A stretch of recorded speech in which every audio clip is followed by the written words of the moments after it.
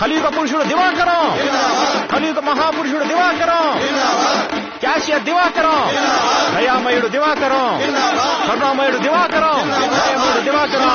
ఏంటి మనోడా, ఏంటి సంగతి? బ్యాంక్ క్యాషియర్ అందరికి డబ్బిస్తున్నాడు. పదండి. ఇదిగో వెంకీ, ఎవరే దివాకరం? మన బ్యాంక్ క్యాషియర్ అందరికి డబ్బిస్తున్నాడు. మాకు ఇస్తారా? పదండి. కరుణామయుడు దివాకరం. అంతగా పోడుతున్నారు. అసలు ఏం చేశాడు? అంతా ఆయనే చేశాడు. అంతా అతనే చేశాడు అంటారు. అసలు ఏం చేశాడు? అసలు ఆయన ఏం చేశారో చెప్తే మీలో ఒక్కడు కూడా ఇక్కడ ఉండడు.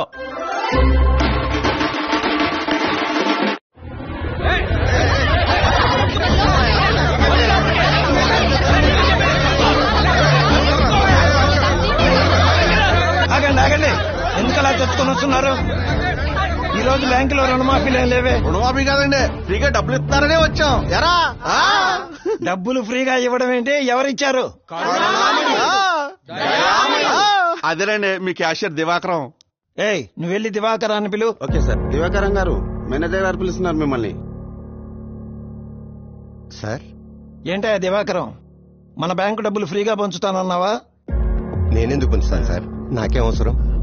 ఆ వెంకీగాడికి ఇచ్చి మాకేవటాకేంటి? వెంకీగాడ్ అంటే ఇందాక వచ్చి 10 లక్షలు డ్రా చేసి తీసుకెళ్లాడు, అతనేనా? అతనే. నమస్తే దివాకరం గారు. సార్, ఈ చెక్ కొంచెం. మీ ఫోటో ఒకటి తీసుకొచ్చా సార్. నా ఫోటో ఎందుకు? మీలాంటి వాళ్ళ ఫోటో గుళ్ళో ఎలాగూ పెట్టలేను కదా సార్, కనీసం ఫోన్లో అయినా పెట్టుకుందామని సార్. కొంచెం back sir.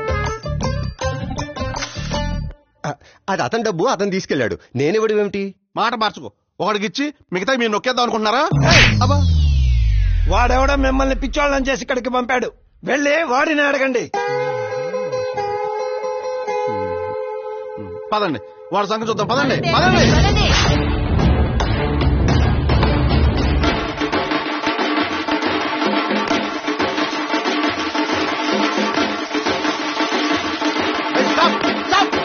What hell is going on here?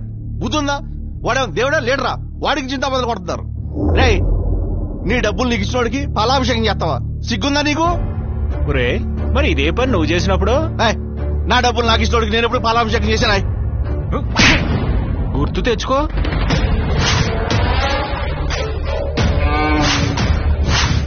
YSR auto నేస్తామని auto డ్రైవర్ల అకౌంట్ లో 10,000 వేసాడన్నారు కదా, అవేమైనా సాక్షి మీడియా అమ్మేసి ఇచ్చిన డబ్బులరా?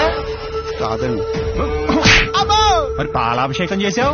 అమ్మ ఒడని అమ్మ లెక్కల అకౌంట్ లో 13,000 వేసాడన్నారు కదా, అవేమైనా భారతీయ సిమెంట్ అమ్మేసి ఇచ్చిన డబ్బులరా? అసలు కాదండి.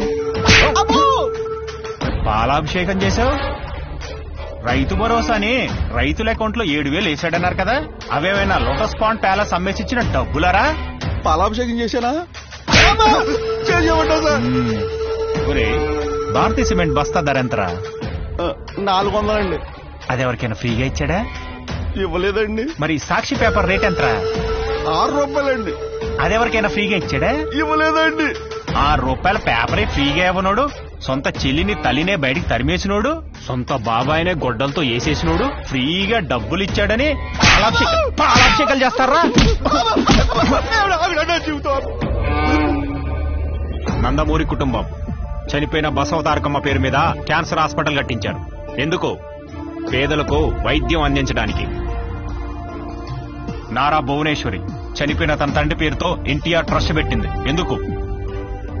ప్రజలకు సేవ చేయటం కోసం. మరి వైఎస్ జగన్మోహన్ రెడ్డి చనిపోయిన తండ్రి పేరుతో ఏం పెట్టాడు? పార్టీ పెట్టాడు. ఎందుకు? జనాల్ని దోచుకోవడానికి. అభివృద్ధి చేయటం రాదు, రాజధాని కట్టలేడు, పోలవరం పూర్తి చేయలేడు, ప్రత్యేక హోదా తీసుకురాలేడు, కనీసం చూసి చదవటం కూడా చేత కాదు. అలాంటి వాడికి ఓటెలా వేస్తారా?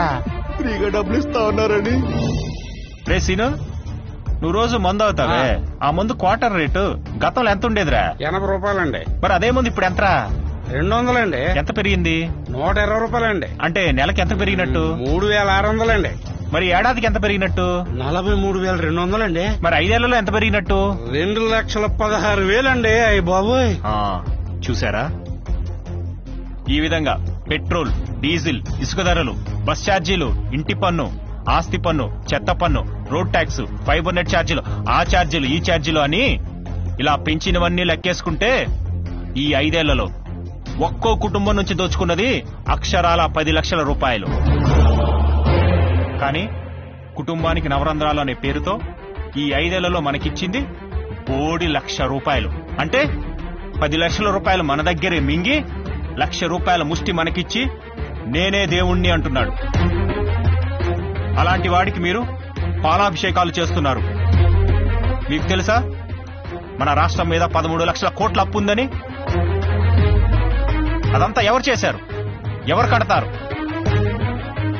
మన రాష్ట్రం మీద ఉన్న అప్పుల భారం మనదే, మనమే తీర్చాలి. రామన్న, నీ సంపాదన ఎంత? 20,000 రూపాయలు బాబు. నీ కొడుకు సంపాదన 50,000. నీ కూతురు సంపాదన 30,000. మొత్తం 1,00,000. అవును. నువ్వెప్పుడైనా అప్పు చేశావా? అప్పు చేయాల్సినంత అవసరమేమీ రాలేదు బాబు మాకు. ఎందుకు రాలేదు? సంపాదన సరిపోతుందిగా, అప్పు చేయాల్సిన అవసరమేముంది? చూశారా, సంపాదన సరిపడా ఉంటే అప్పుతో అవసరమే లేదు. మరి మన రాష్ట్రానికి ఎందుకింత అప్పయింది? సంపాదన లేదు కాబట్టి. సంపద సృష్టించలేని వాడు రాష్ట్రానికి అవసరం లేదు. అప్పులు చేసేవాడు అసలే వద్దు. సంపద సృష్టించి సంక్షేమ పథకాలు ఇవ్వగలిగిన వాడే అసలైన నాయకుడు. అలాంటి వాడే మనకు సీఎంగా కావాలి. దేశ విదేశాలు తిరిగి ఇండస్ట్రీస్, ఇన్వెస్ట్మెంట్స్ తీసుకురావాలి. అంతేగాని ప్యాలెస్ దాటి బయటికి రాని పిరికోడికి ఈ రాష్ట్రాన్ని అప్పచెప్పకూడదు. వీడికి కియాలో ఉద్యోగం, సంవత్సరానికి 10 లక్షల జీతం. వీడిది సాఫ్ట్వేర్ ఉద్యోగం, సంవత్సరానికి 12 లక్షల జీతం. వీడిది హీరో మోటార్స్ లో ఉద్యోగం, నెలకి 85,000 జీతం. వీళ్ళలో ఎవరూ కూడా ప్రభుత్వం బటన్ నొక్కిచ్చే పథకాల మీద ఆధారపడి బతకట్లేదు. రివర్స్ లో వీళ్ళ జీతాల నుంచి ట్యాక్స్ కట్టి ప్రభుత్వాన్ని బతికిస్తున్నారు. నిజానికి ప్రభుత్వం చేయాల్సిన పనిది. పరిశ్రమలు తీసుకొచ్చి ఉద్యోగాలు కల్పిస్తే ప్రజలే ప్రభుత్వాన్ని పోషిస్తారు. అప్పుడు ప్రభుత్వం ఇచ్చే పథకాల మీద ఆధారపడాల్సిన అవసరం ఉండదు. బటన్ నొక్కడమే పరిపాలన అనుకుంటే అవ్వా ఇలారా. ఏంటి బాబు? నీకు బటన్ నొక్కడం వచ్చా? బాగా నొక్కుతా బాబు. విన్నారుగా, ఈ మాత్రం బటన్ నొక్కడానికి ఈ బామ్మ చాలదా? దీనికి ముఖ్యమంత్రి అనేవాడు ఒకడు కావాలా? ఆలోచించుకోండి. గోడలకు రంగులు వేసేవాడు కావాలో, మన జీవితాల్ని రంగులమయం చేసేవాడు కావాలో మీరే నిర్ణయించుకోండి. బాబు రావాలి.